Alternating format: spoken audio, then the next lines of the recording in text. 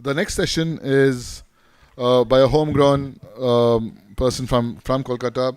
It's called Waking the Sleeping Giant, Video Games in South Asia. To tell us more, I'd like to call on stage Souvik Mukherjee, Center for Studies in Social Science.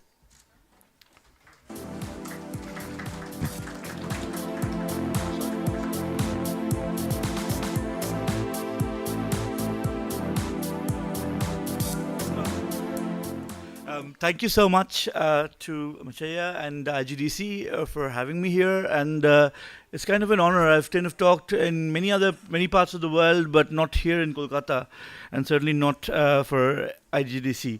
So this is going to be a very different presentation from what you're going to be having all day. So my apologies if it doesn't click really with what you're doing, but.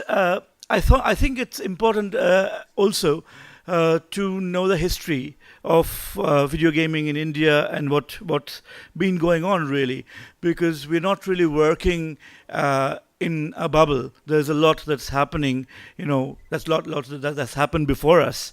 Mistakes made, and nice things that have happened that we can build on, so on and so forth. So I'll call this the Waking the Sleeping Giant, and I'll tell you why in a bit. So very briefly, very quickly, do you know where the first computer in India was installed? Which city, which place, which institute? Any ideas? It was installed in the Indian Statistical Institute in Kolkata, Bonhugli, not very far away from here, really. And they actually used kind of spare parts from Second World War machines to kind of complete it. It was imported from Birkbeck. And then, of course, I mean, you might know that Wipro, by the way, is actually Western Indian Palm Oil Refinery Company. So they started with palm oil. And so computers were kind of, they came, IBM was kind of ruling the roost, and then they exited in 1970s because they fell out with the government. And then you had kind of all these new companies coming in, which were not doing computers, like even HCL, the employees were from a different kind of company altogether. And DCM, which was making textiles, started making computers, and Wipro from palm oil to computers.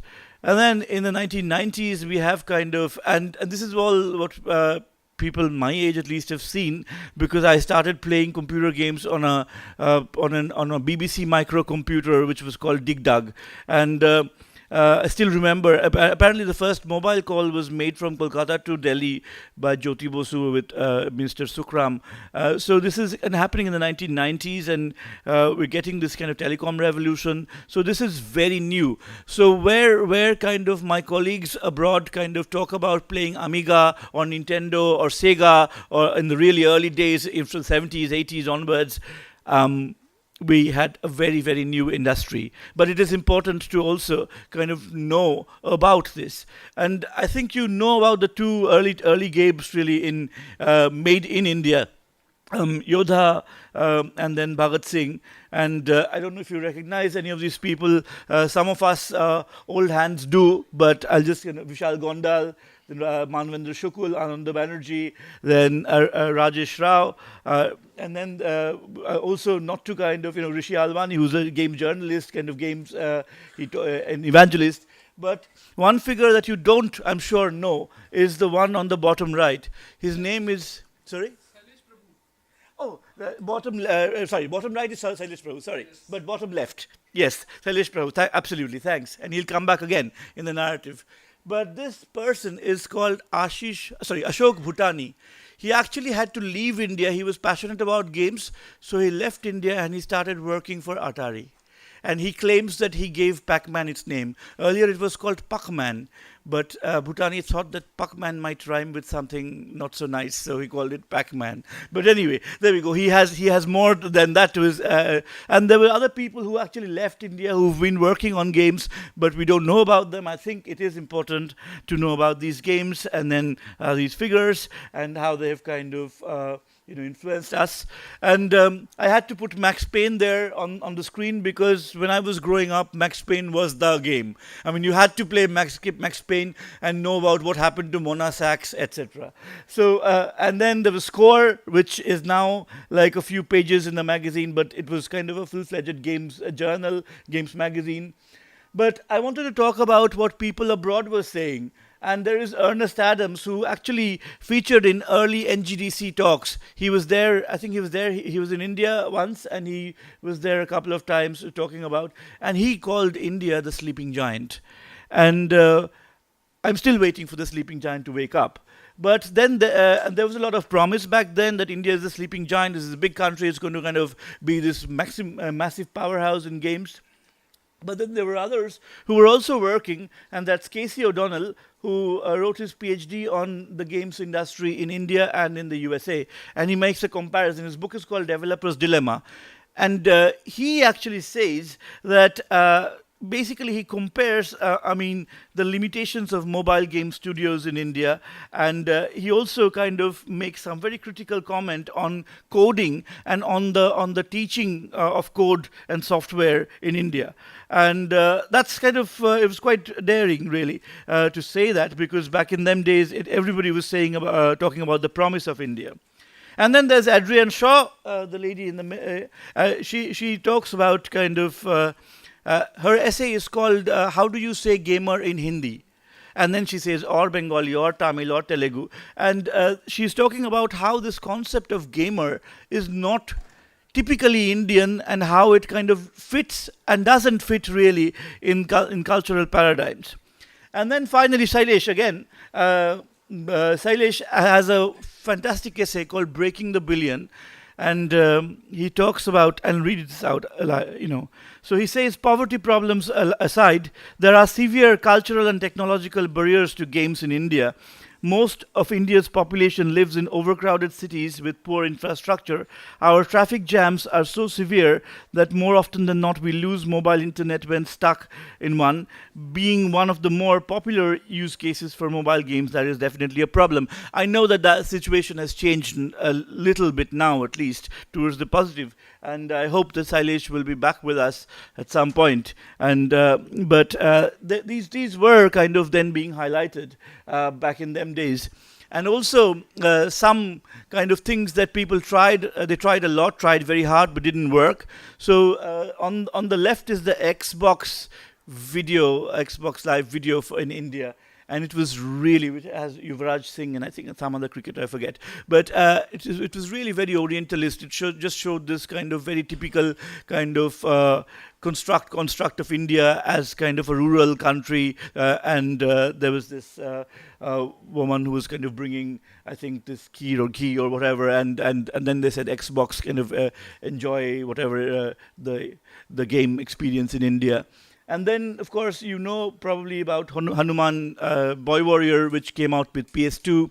Didn't really kind of make much of an impression, although got into some controversies. And then, of course, movies like Ravan. I mean, the year I came back to India, the month I came back to India, Ravan was released. And, I was very, very excited. But, it didn't really make much of a mark. So that was kind of happening back then, and of course this is a quick kind of this is actually from NASSCOM's own kind of report in 2012, and you see that basically in 2022 the number of studios have grown hugely, and I've drawn the data for 2022 from Yadu Rajiv's website database basically. So where there were like. So there are 57 game game developer companies at the moment, according to or in 2022 at least, according to Rajiv's database. Calcutta, however, the eastern region, however, still remains kind of the same. There is not much growth in the eastern region. There is exponential growth in the other parts of India, and which is why I'm so happy that you've all come here.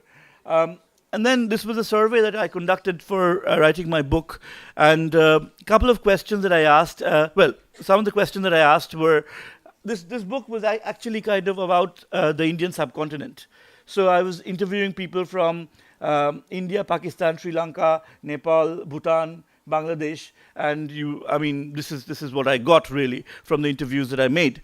But one of the things that I was asking them was about culture. What part of gaming culture, or how do games influence culture? And many of them then kind of said storytelling, as you can see, and then there were also social issues and other things that we got. So one of the things I was thinking was that we don't really ask these questions, like why people kind of actually play games and what they're looking for. Is there any cultural element that they're looking for, or is it just kind of something like mindless entertainment? It's not the case, right? So also then we're looking at kind of the gender, the age demographic, and other things that we always do for surveys. But for me, because I work mainly on narratives and storytelling in games, what was interesting was why they were playing and how it linked to culture, whether it was linking to pedagogy. We looked at some edutainment games earlier, or is it politics, or is there philosophy, history, what games are doing. So kind of looking at the scenario now, one of my favorite game designers, and the other one is sitting here. I'll point him out in a bit. But is Studio Oliomingus Dhruv Jani and his team, very small team based in Chala in Gujarat, and they make this series of games called Somewhere. And Somewhere is about a group of people who have actually lost their voice. The moment they speak, they know that they will be changed, so they don't speak. And this game is kind of, I don't know if you know this game. How many of you know this game? No one? So have a look. It's on Steam. It's for free, and it's kind of it goes to all of these kind of. It is an indie game, and it is fairly popular in kind of abroad as well. He's got lots of good reviews, and they actually talk about the problem of representation. The problem of representation of a culture which is lost, or a culture which has been colonized earlier, excuse me, like ourselves. So, and then again, there's Satyajit's game, and Satyajit is sitting here. A game is called Missing, a Game for a Cause. I don't know any developer in the world who's actually dared to make a game on this. This is a game on human trafficking, right? Now, of course, there are a couple of games, but when he made it, this is a game which is based in Kolkata's very own kind of red light district, Sonagachi, which is probably the third largest in Asia, and kind of it's a very traumatic kind of, I don't know if we can even call it a game, but it is an experience, and it's very traumatic, really, a reality that he's kind of looking at through the game medium. And this is kind of pushing the boundaries what we understand of what we understand as game, again, like Jani is doing. So and then we have, of course, you are familiar with Raji, and it's kind of really successful, and it's kind of combining a lot of Indian architecture and kind of architecture from abroad, Indonesia, and puppetry traditions and so on.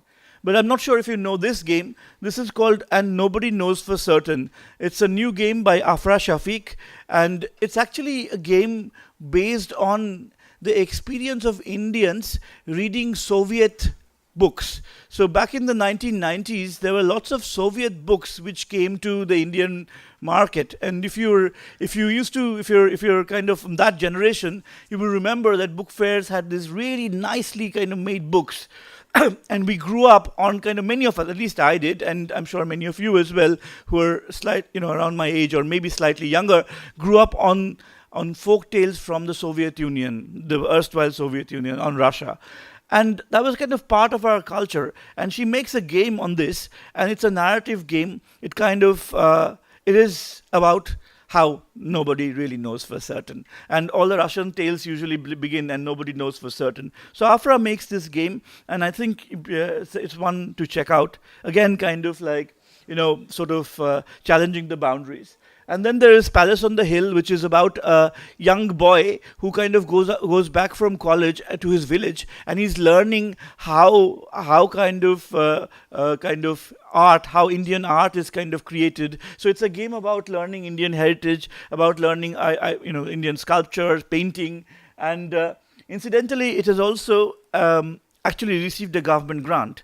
And if you are kind of looking for government grants, then the SERB INAE grant was offered last year. There was this uh, kind of grant where game developers were encouraged to work with academic institutions.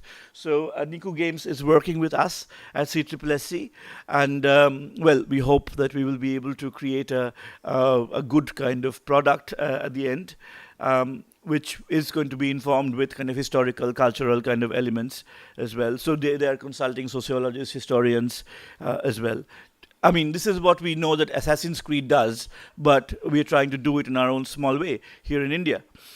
So very, very briefly, I know that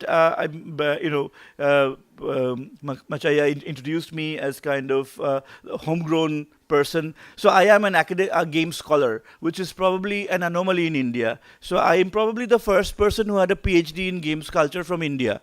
I didn't get it from India, I got it from abroad, but I got my MPhil from India. I didn't get my PhD from India because no one wanted to supervise thesis on video games. But well, I think that has changed. If you're writing a thesis on video games, I will supervise it if no one comes. But sorry. Oh, okay. Well, then, and there are now more people who are actually kind of supervising and getting into it. So my experience, I started the video game that I first played was called a water video game. It wasn't a video game. It was a game where you press the rubber button and there would be rings that were getting up. And then I'm sure you recognize the game on the left. Anyone? Absolutely. I mean, well, let me not tell you what fun I had with Road Rash because it's wrong. Because, but then Wolfenstein on a friend's computer and Age of Empires. By the way, this friend, his father actually kind of had a student who made a football game in ISI, Indian Statistical Institute, and the PhD and the thesis was almost cancelled because they said that this is not going to be profitable at all. So this was also a time when a scholar I know said that emails weren't kind of going to work in India. But anyway, so that this is. But then, of course, in the time of chip DVDs and things like that, and my mother said that she would really kind of feel the hurt when the catapults in Age of Empires used to throw the stones because she could hear them. So then that's why I decided if I do literature, if I study humanities, I will do video games. So I wrote this paper and everybody got really kind of confused what I was saying. It was on American McGee's Alice and Alice in Wonderland, and I kind of have done my own evangelism in my own way, talking in game conferences and writing articles in the Times of India, and also participating in the global game jam in the other venue that we were supposed to have. That is really, and then of course I kind of wrote on video games in the Indian subcontinent. But what I want to highlight more is that I helped found something called DIGRA India, which is the Digital Games Research Association. So, like it or not, people research games. And if you want to talk to academics, there are lots of people who are researching games right now. The games you make, the games you play are the games that people are playing, researching also globally. And they're relevant. And people are talking about these games. These games are not just kind of a medium of entertainment. They can be art house games as well. They can be, I mean, you have the Kurosawa mode in oh my God, why am I forgetting? Yeah. Ghost of Tsushima, exactly. So you have all that, and you have all the seriousness coming into games as well. And I was just telling Shotri, I was playing this game called The Last Train, which is about Czechoslovakian history. And yesterday a game was released which is called Playing Kafka. So if you're kind of looking at that, there is a lot that isn't happening in games really abroad. But now I want to come to why I started working on games, because games in general, as I played them, were kind of characterized by what I call cyber types. When you have stereotypes in the cyber world, that's a cyber type. And in this game, for example, Indians are just Indians. So because nobody takes the time to research them. So apparently there are Brahmin healers riding on elephants in Age of Empires 3, and infantry regiments comprised of Rajputs, Gurkhas, and Sepoys, as if Sepoys is kind of like a group of Indians or a category. So it's bizarre, right? And I'll show you more bizarre. So this is, by the way, this is Dhal Sim. Do you know where he gets his name from? Dal and Sim. Because they walked across to the restaurant across the road. and they saw this name on the menu, and the lentils and sesame, dal and seam. And his wife is so imaginatively named. She's called Sari, right? And we play these games without asking questions. India is absent. Call of Duty Modern Warfare 2, most of you have played this. This is a city in Himachal Pradesh. And the US and Russia are battling it out. The Indian army, second largest standing army, has taken a holiday. Doesn't feature at all, right? So there you go. And of course they mock, the tailor specialist in ladies, but on all of that. And then of course there is a more serious problem with kind of representations like that of Gandhiji in civilization. And initially, basically, they said it was a bug. Right, you know about because they said it was it went, the kind of aggression level went to -1, therefore they shot it up to maximum, and Gandhiji was kind of throwing nukes. But later, Sid Meier actually wrote in his autobiography, it wasn't a bug. And they carried on with the joke. So that is something kind of deeply offensive as well. I'm sure. I'm not, and I think it kind of reflects very colonial ideas, like that of Winston Churchill, who was kind of really upset with Gandhi, kind of going and talking to the viceroy or the king. So it's that kind of threat, basically. So Churchill actually once said that the good thing about Gandhi is that he can't kind of use zeppelins to bomb Britain.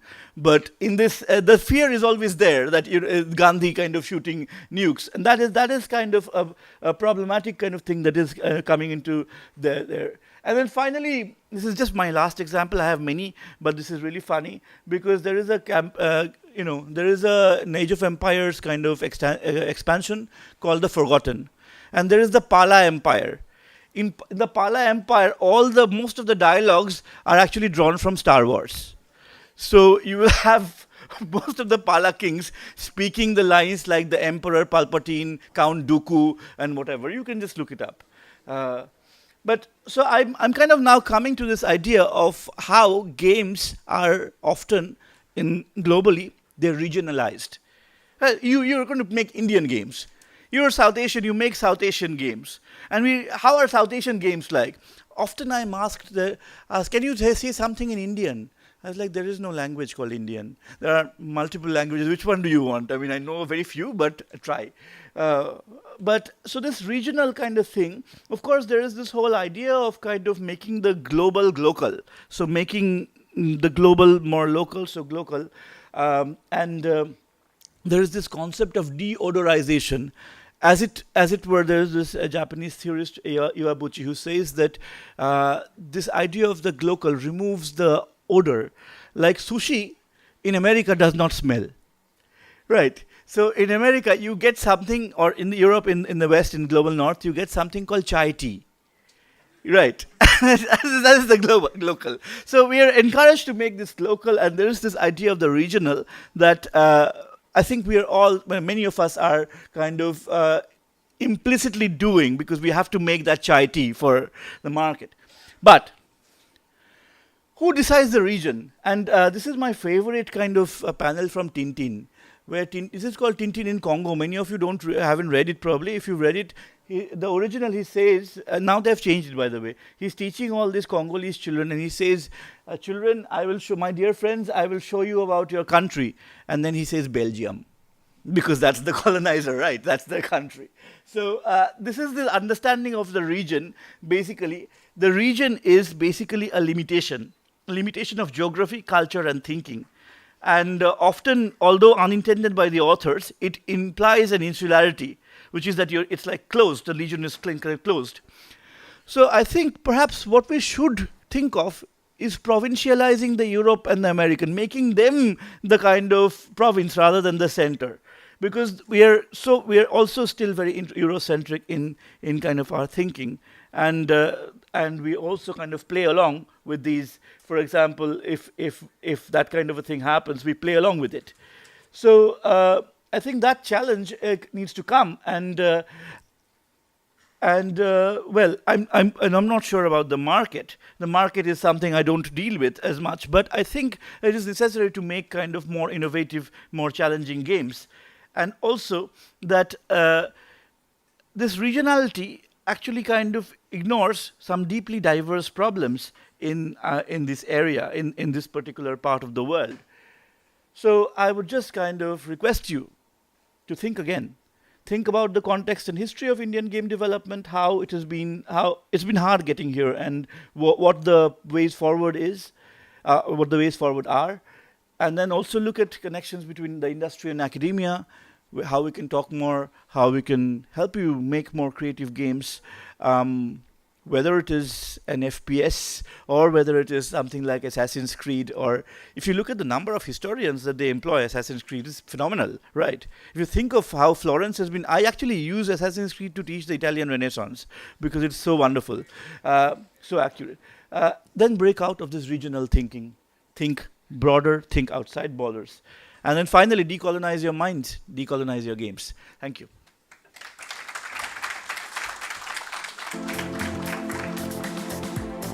Thank you, Shavik. That was a really brilliant presentation. All of us that in the front row think we know games and studios in India, and then we're like flabbergasted to see some games that we've not heard of. But really, it's a really cool presentation. There are, like, to answer your question, there are a few studios now in India with the India Hero project by Sony, starting to like get recognition for building games on a global scale. But I think the message is clear. Like, we need to start thinking broader, thinking bigger, Yeah. and that's how we'll grow. Any questions, Shavik? Guess not. Oh, Yeah, mic there, please. Good morning, sir, and thank you for such insightful history, making us revisit our old memories because we have been through. But I had a question. Like you said that games are sometimes divided by regions, means it's limited to regions or cultures, and we have seen really good examples of it. For example, I think many of us have played the game Ghostwire Tokyo. So it was Japanese folklore depicted in a beautiful representation of the Tokyo city. So despite of that, and Tango Gameworks then again releasing a very successful game, Hi-Fi Rush, it got dissolved under Microsoft. So how is that drawing a picture overall is that big game companies are making such good games and yet getting dissolved? So how is that bringing the picture up for indie game developers or people who are thinking that regional or cultural games can be a good hit, yet do not survive? Can I just, so I wanted to say that, it's not a bad thing to think regional, but it's kind of, I was just kind of critiquing the fact that we're constrained to the regional, and it's not about us being regional, but it's about them treating us as regional. That this is Raji is an Indian game. It's a cute, if you look at the reviews, I go through the Steam kind of reviews and the other reviews quite a lot, really. And I've also spoken to Avichal about it and about, so it's weird that they get kind of like straitjacketed into one kind of bracket, right? And that is what we might just kind of push across. So for example, let us say Assassin's Creed is now based in Japan, this one, but it's not a regional per se game because it's as if everybody, it's that chai tea feeling in a way. They kind of appropriate it. But it's also an idea that you keep critiquing it as well, that this is not Japan as it exactly is. So that is that fine point that I was trying to mention really. But with global game developers, obviously, if you're talking about AAA game developers, that's a different dynamic. And with an indie setting, I think there is a lot of creativity. Like I mentioned, this game called Last Train, which is made by this indie company, Czech indie company, fairly big but mid-size. Or this Charles Games, which made Playing Kafka and Attentat 1942. This is a university with a few game developers who are making the game. But somehow they're able to get their kind of regional experience into the global sphere. So they're not kind of bracketed into this regional. That's what I was saying. And with our people, especially Indians or kind of people from the global south, there is this tendency of kind of pushing them into a bracket, like, to box to tick pretty much. So that's what I was just saying that, I was just asking that since it takes a lot of courage to represent your culture or the culture that you have grown into in a game in such a big project that you have to spend such a long time developing. So I was asking on a broader side that indies can try to do that, but when the larger companies are doing it and yet getting dissolved, how is that representing this? Yeah, I think someone will have to take, there are obviously kind of battles that are lost and won pretty much. So I think there are also larger companies which are making it really big as well, doing it. So that courage, But the thing is that is it just the representation, the regional representation, that is a problem? There might be some other problems as well in the success of these games, or not. That's what I was just saying. Actually, to answer the question, we had a presentation by Shalan Shodan from Masala Games at the Ahmedabad Dev Day.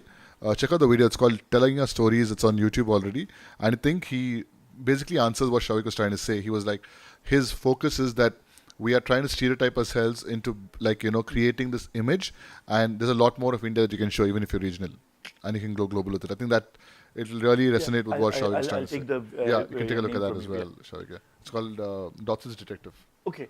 Yeah. Thank you, Souvik. That was a really good presentation. Thank you so much. These videos are going to be up on... Yeah.